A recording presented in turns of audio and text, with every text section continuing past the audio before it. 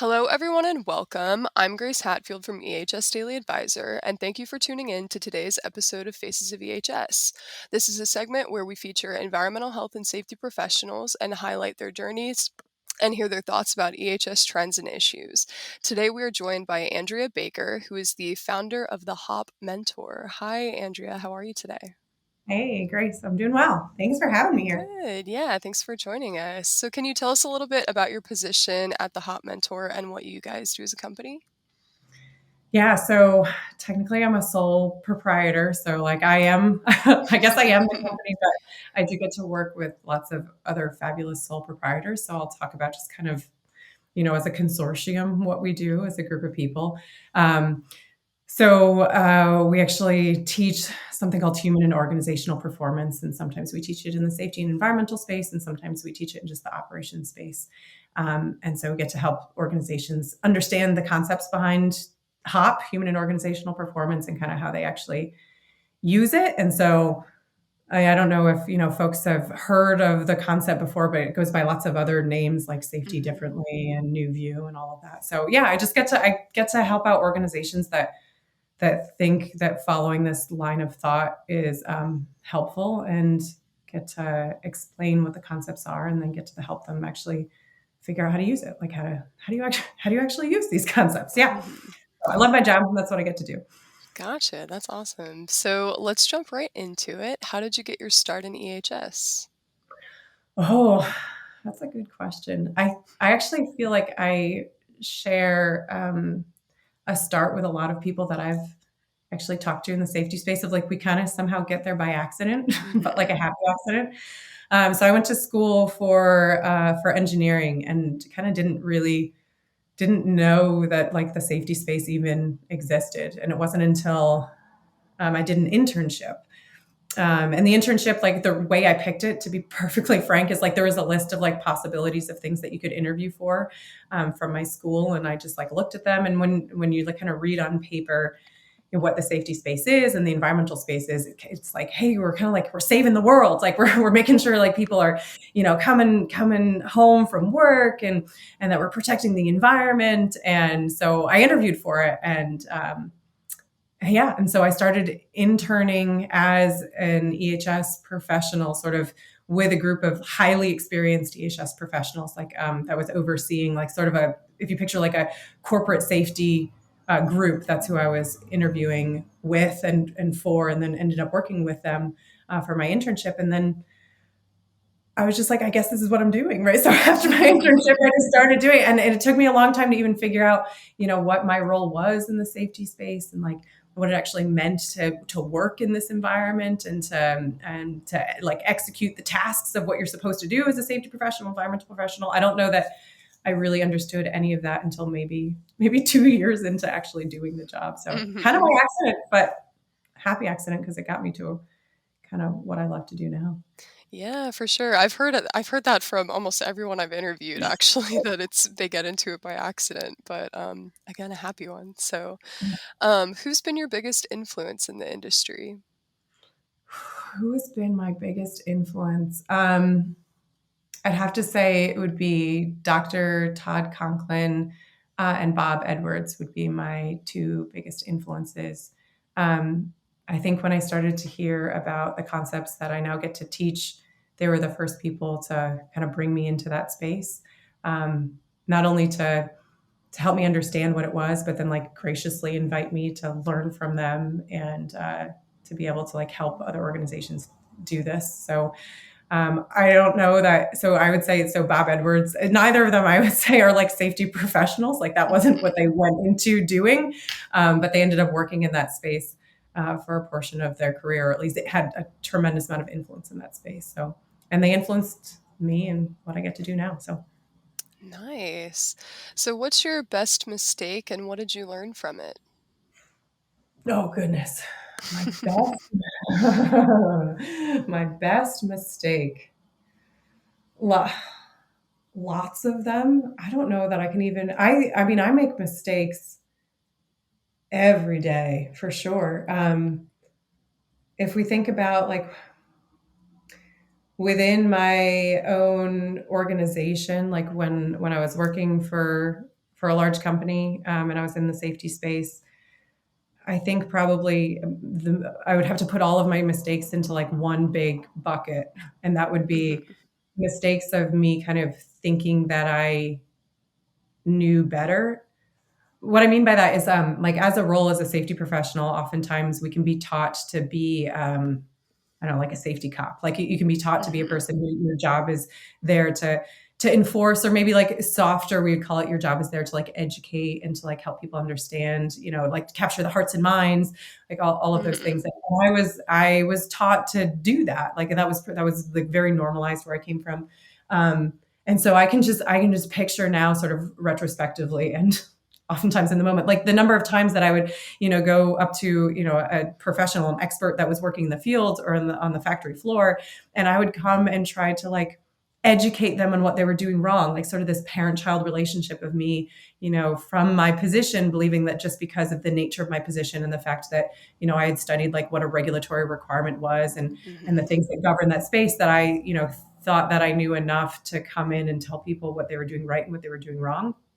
Um, I learned the hard way in doing that, I don't know. I barely know what the problems are when I see something like, if somebody's not following a process or procedure, or somebody's like breaking a compliance requirement.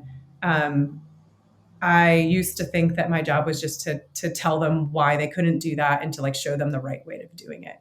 And I learned over and over and over again that actually my job should have been to be learning from them as to what was like, why it was making sense for them to be doing whatever they were doing. Like, why is that guarding out of place? Or like, teach me what you actually have to do with this task so I can understand why the guarding is getting in your way, so that I could enable a solution set, as opposed to just sort of reinforcing a condition that maybe wasn't workable for them. Yeah, so over and over again, I don't think it was one mistake, it was just, like, all of them, like, doing that over and over again and being like, "Oh, I, like, fundamentally have misinterpreted my job, and what I like, want to be doing is learning from folks and, like, enabling things, as opposed to just telling people that they should do it differently."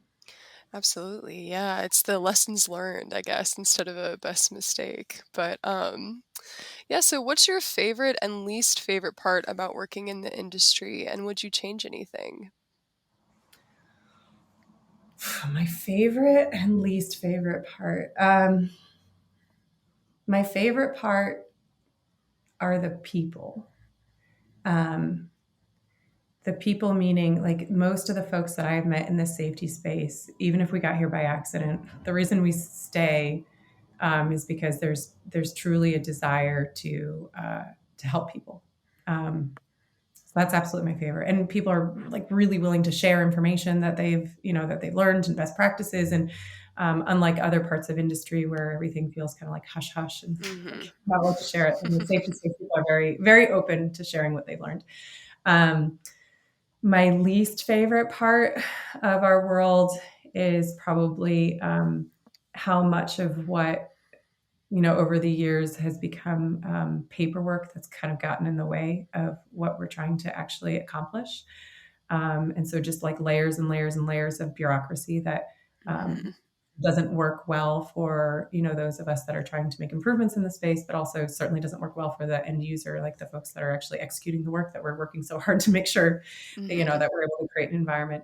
Um, what I wish we could change, I'm hoping that part of the space that I now get to be in is helping make some of those changes, of like being able to refocus our energy and effort and our resourcing on, the tangible things that need to change, like refocusing back on like system design, and making sure that, how we set up a process and an operation, we can, it has mitigation built in where we can, so people, are protected, and being able to take those resources and put those in that place, and honestly in a space of innovation, of oftentimes we even have to invent the mitigation defenses that don't even exist yet, right? So, Mhm. that we could take those resources and put them there, as opposed to maybe taking resources and spending a whole lot of time trying to justify why somebody got a bug bite, right? Like that just feels like this corporate and this regulatory mandate of like how much energy we put on something that, probably isn't going to have a catastrophic, we hope, right, not a catastrophic outcome, and certainly something that feels very very far outside of our control, apart from a few things that we might be able to influence. Recognizing where we have direct control of changing something, and recognizing kind of where we just have those sort of wishful thinking of like, I really wish that no one ever got stung by a bee again, or that nobody ever, Yeah, tripped over their own 2 feet again. I'd love if we could change that over time. for sure. So, what are your thoughts on safety culture and how can company leaders make safety a value in their organizations? Um, I think the idea of safety culture is sort of a fascinating concept for us to throw around.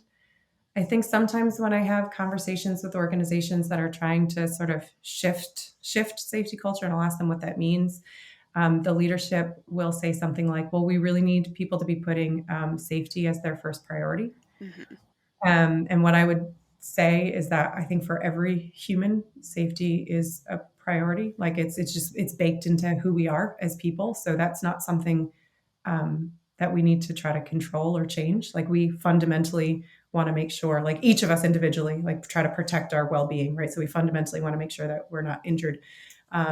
And we would, except for, extreme circumstances that have very little to do with work environments in most cases of, somebody intentionally trying to harm themselves, right? Hmm. There's that's not what we're dealing with, right? We're dealing with people who are trying to just come to work, get their work done, and go home and do the best they can in between. And so, if we're looking at what safety culture means, to me, it means whether or not, as an organization, we're willing to commit the resourcing to learn where system weaknesses are and to Hmm. put that money into designing things so that when we do like we're going to mess up as humans, right? We're going to make errors, we're going to make mistakes, we're going to end up in positions that we never intended to be in, where the outcome could be injury, right? Could be something worse than that, or environmental spill or so. But we never intended to be there. And it's how the system itself is designed that allows that either to be a small consequence as a result of those errors or mistakes, or something with like an enormous consequence that can lead to a fatality or some sort of tremendous environmental impact. And so for me, that's what safety culture is. It's a willingness to put resourcing into design change, as Hmm. opposed to a belief that we have to kind of get people to put safety first. I don't think that that's a problem. I think for the end user that's happening. It's whether or not the rest of us that aren't in that position, right? That we're not the people who are going to be fundamentally, like injured or impacted directly. It's whether or not we're willing to put in the energy and resourcing to make changes. Absolutely, yeah. So, what safety concerns or issues do you think need more prioritization in EHS programs? Hmm. Um, Lots of things. I think that pretty much any piece of equipment or process that somebody's interacting with, we should be looking at how it's designed, right? So just one thing that just kind of strikes me like right off the bat that actually there are folks starting to work on now is even something like forklift design. Mm, Right. So I don't know like the way that we like interact with forklifts is something that we need to always be rethinking. I think we've done a lot of work in that space and like trying to make sure that we've, separated pedestrians from, where we're using them.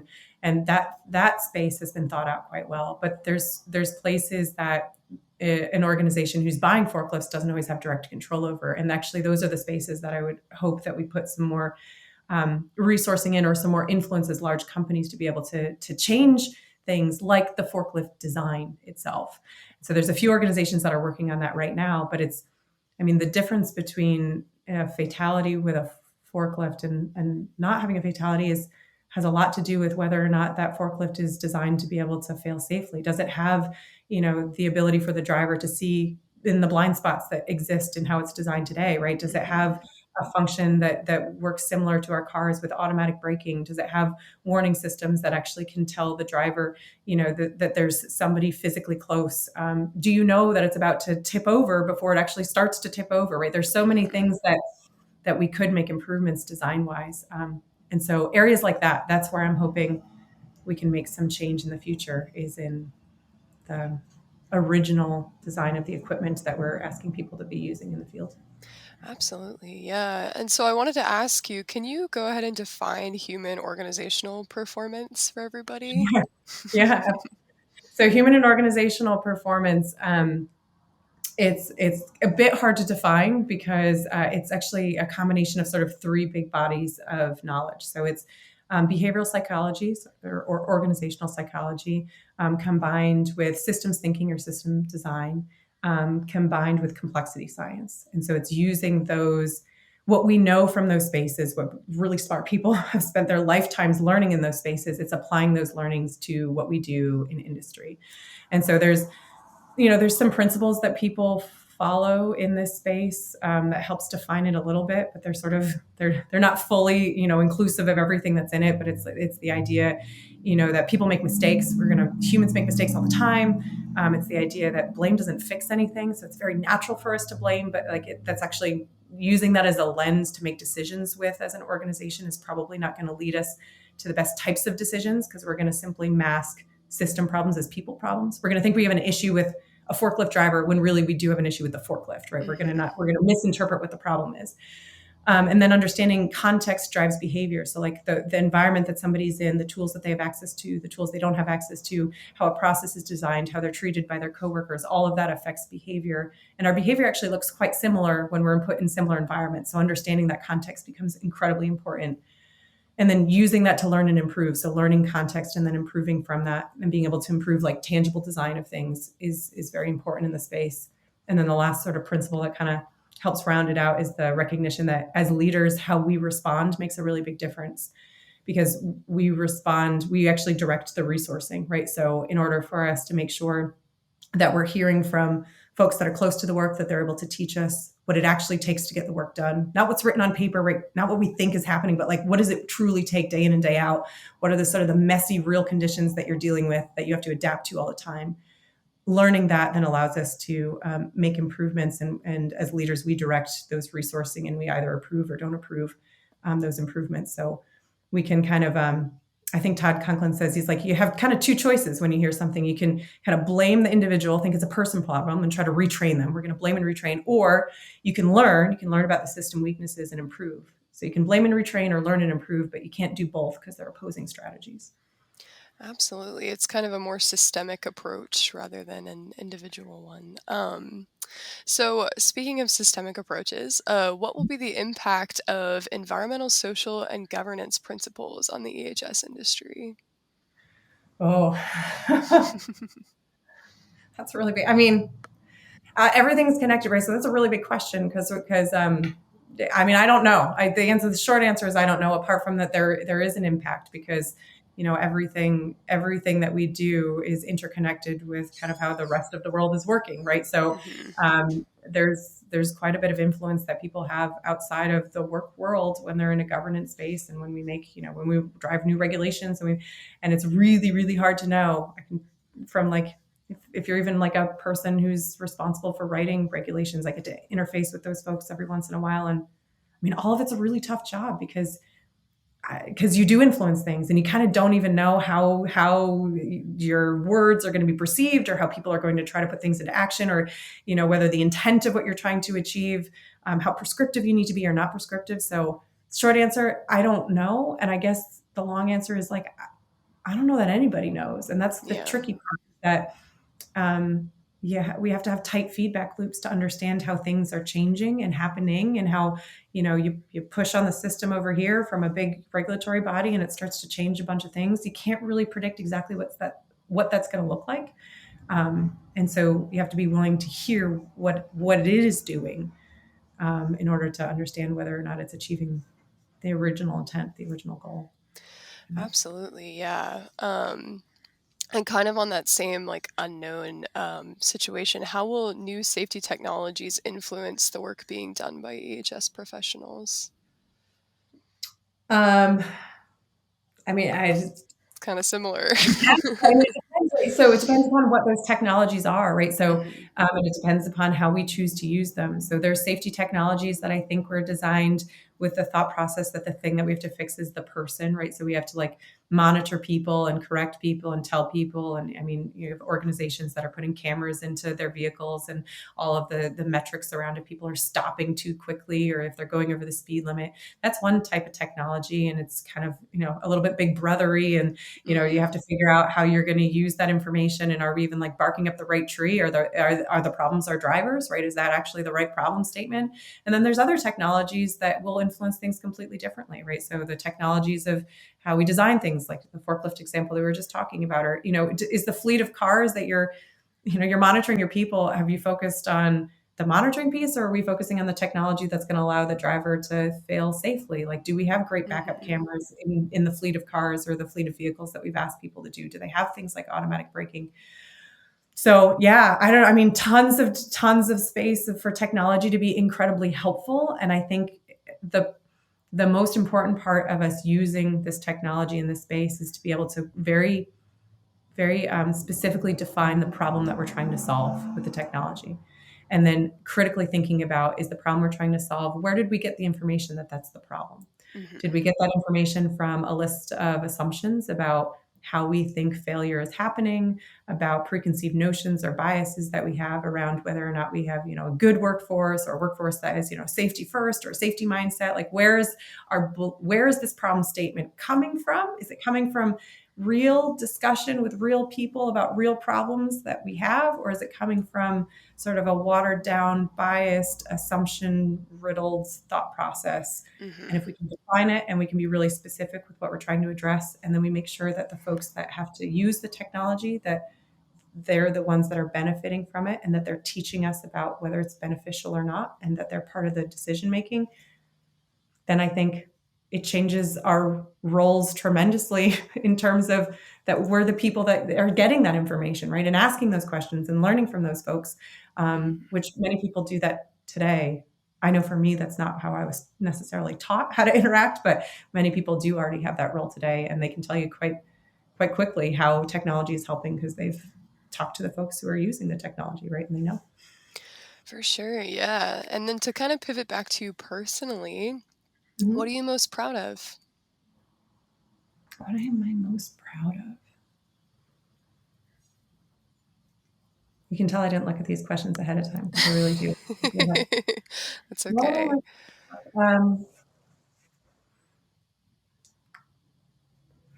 I I think personally, if we're talking about like personal work stuff, like I could tell you things that I'm most proud of in terms of like my personal life of, my children and all that stuff. But Personally, like professionally, whatever you want. professionally, I think I'm probably I'm proud of being able to take some ideas that I think were pretty new. Actually, I know they were new to the organization that I was part of, and they were controversial. Like, so the ideas of human and organizational performance, depending upon who I spoke to in my organization, they were either received really well or not.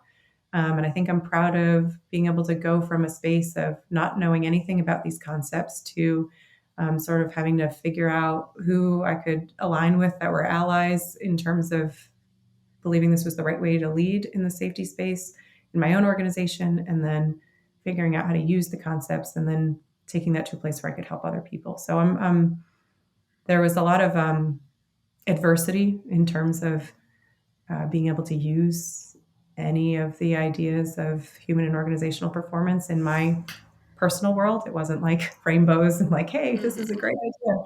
Um, and I have gotten to go to a lot of kind of cool places, but always not received very well, right? I mean, depending on what country I've taught this in, Mhm. sometimes I'm mistaken for the person who's supposed to like bring you your coffee. So like I'll be, and then I turn out to be the person having the discussion, with a group of senior leaders. And so kind of all of those layers of adversity of trying to have these concepts understood by a large group of people. Yeah, I think in general, I'm proud of that, and the progress that, many of us have been able to make in this space. Yeah, that's awesome. So my last question is, do you have any advice for people entering EHS?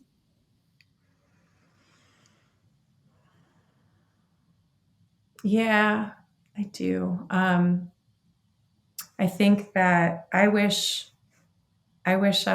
somebody had told me early on in my career uh, that as an EHS professional, the most powerful thing we can do is learn from the people who are close to the work and understand what their struggles are, because their struggles should be what we're advocating for.